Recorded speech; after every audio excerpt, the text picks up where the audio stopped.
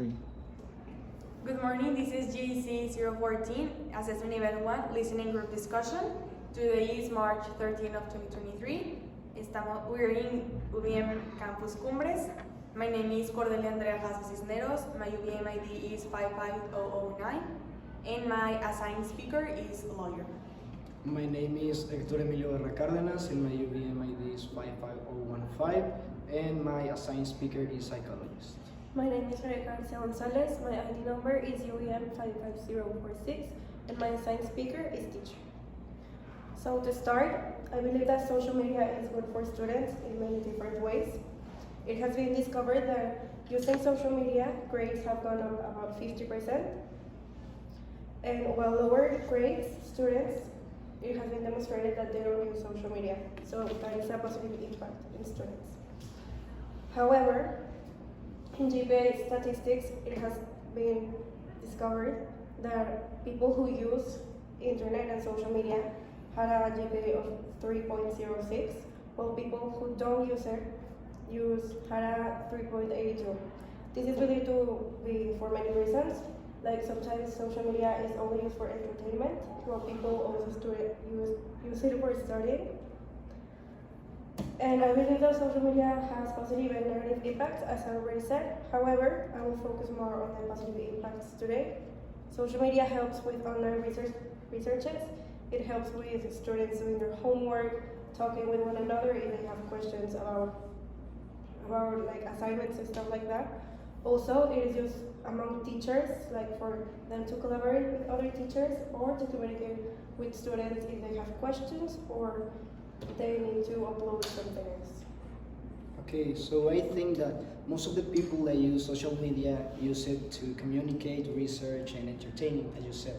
But unfortunately, some adolescents use it to bullying because, as we know, 20% of adolescents have been having these problems. So another thing that a consequence is that it creates loneliness, anxiety, and depression. Okay, so I also agree with your point, because as a lawyer, we take our privacy very seriously. So being an example, your students, what type of problems and issues we're willing to expose them to. So yes, maybe they don't use it for communication or entertainment purposes, but even if they use it only for educational purposes, they still expose themselves to a lot of issues. For example, the identity stolen issue is very important.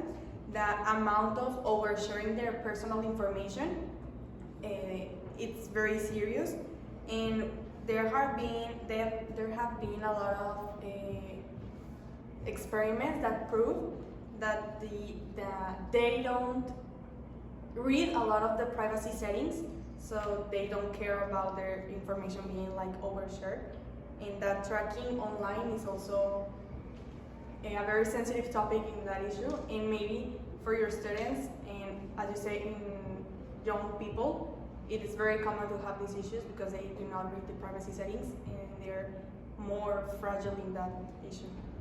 No, I totally agree with both of you. Social media also has many downsides. For example, me as a teacher, I have seen that lower grade students are usually my students that use social media in an excessive manner. Also, it distracts them. Some students have said that social media distracts them more than it actually helps them.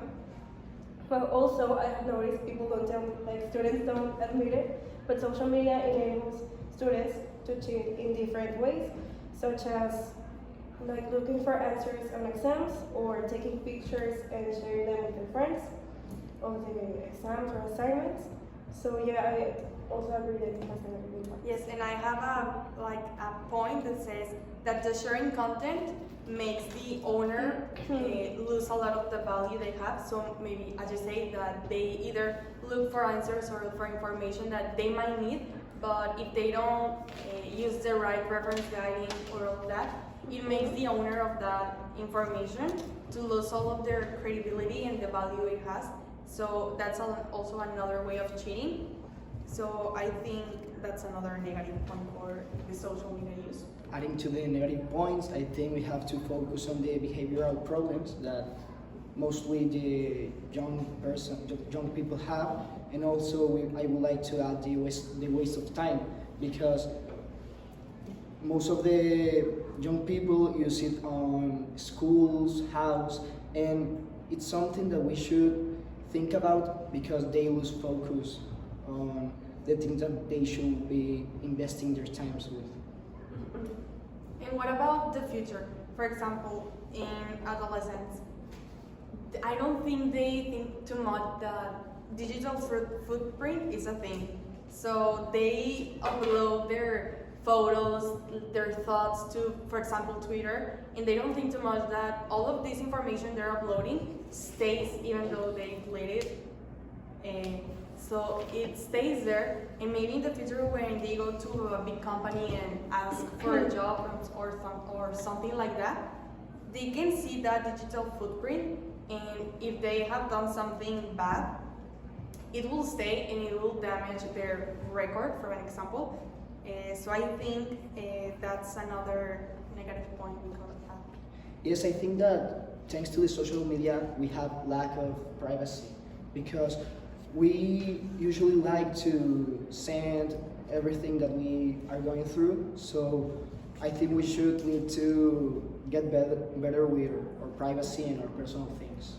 Also, adding to what both of you said, I'm glad you mentioned digital footprint, because I agree, like the teenagers don't really take into consideration what they publish and what is left behind.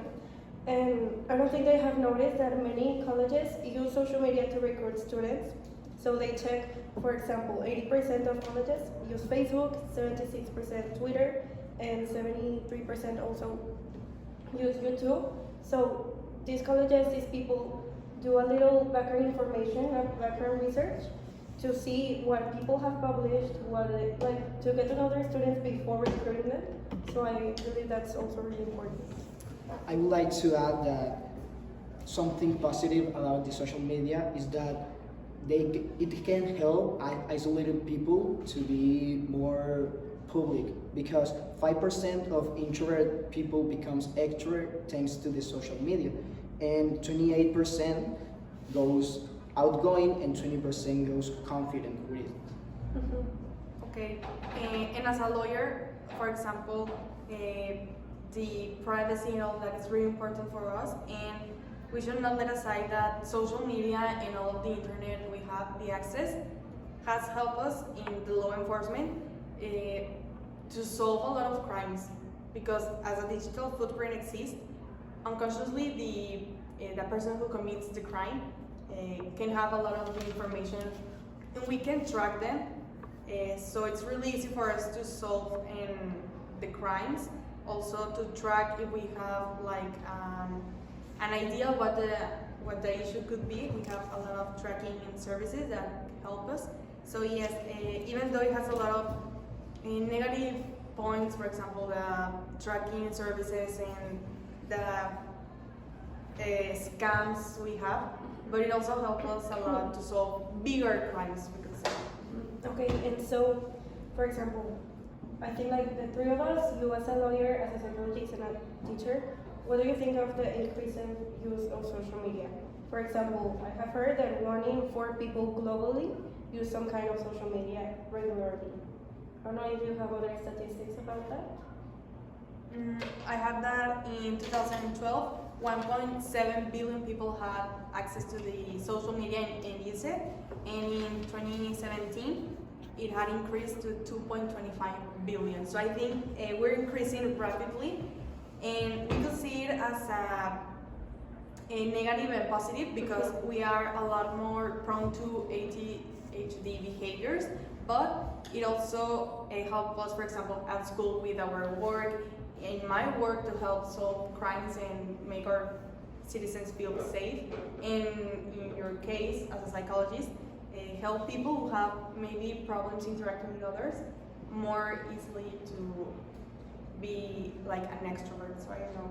I think that social media won't end anytime soon because as we are experiencing it, social media is part of our daily life and is something that we use all the day and always because it helps us communicate and research about things that we have to know or we want to know. So at the end, I think that we have said maybe a lot of negative things, but at the end, everything has its own risk and people know how to use it. So I think social media is, at the moment, one of the best options and things we can have access to. And not only because it helps promote a better interaction between each other, better educational services and law services. So I think even though we use it a lot maybe for other purposes also, it is the best way to keep us in the day. I believe that as long as people learn to manage their time and their way of using it, it is a positive aspect. Okay, so I think we can agree that it's for the best and it is at their own consideration how they use it and at what terms they use it. Exactly, they have to know and learn how to use it properly so that they don't get into bad stuff. Thank you for coming to this discussion. See you later.